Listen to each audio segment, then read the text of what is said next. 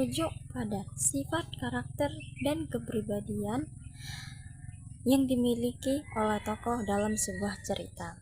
Perwatakan ini mencakup beberapa aspek. Yang pertama, sifat dan kebiasaan. Sifat dan kebiasaan itu ialah yang dapat membedakan. Perwatakan ini mencakup beberapa aspek. Yang pertama, sifat dan kebiasaan. Sifat dan kebiasaan itu ialah apa yang membedakan tokoh dari sifat positif maupun sifat negatif. Yang kedua yaitu motivasi. Motivasi itu ialah alasan dibalik tindakan dan keputusan tokoh. Pentingnya perwatakan dalam cerita.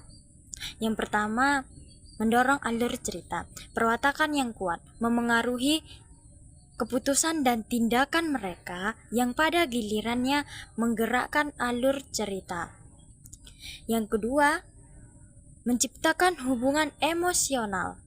Pembaca atau penonton cenderung lebih terhubung dengan tokoh yang memiliki sifat kompleks. Yang ketiga, menggambarkan tema. Perwatakan seringkali mencerminkan tema utama cerita. Misalnya, perjalanan seorang tokoh dari ketidakpastian menuju keberanian. Yang keempat, menimbulkan konflik. Karakter yang berbeda dengan perwatakan yang bertolak belakang seringkali menimbulkan konflik, baik konflik internal maupun konflik eksternal. Yang kelima, membantu pembaca memahami konsep moral cerita. Perwatakan seringkali menyampaikan pesan atau moral. Cara mengungkapkan perwatakan tokoh.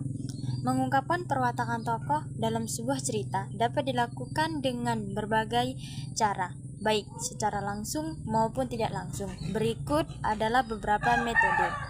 Yang pertama, deskripsi langsung.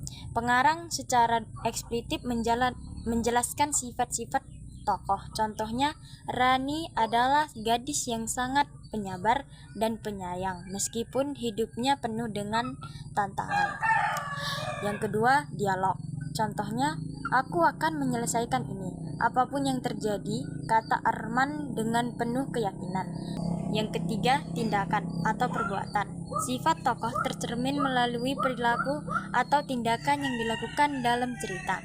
Contohnya, saat hujan deras, Dinda tetap membantu tetangganya yang terjebak di jalan. Mengungkapkan perwatakan tokoh adalah keterampilan penting dalam menulis cerita. Teknik langsung cocok untuk narasi yang jelas dan sederhana, sedangkan teknik tidak langsung lebih memberikan kesan mendalam dan interaktif bagi pembaca.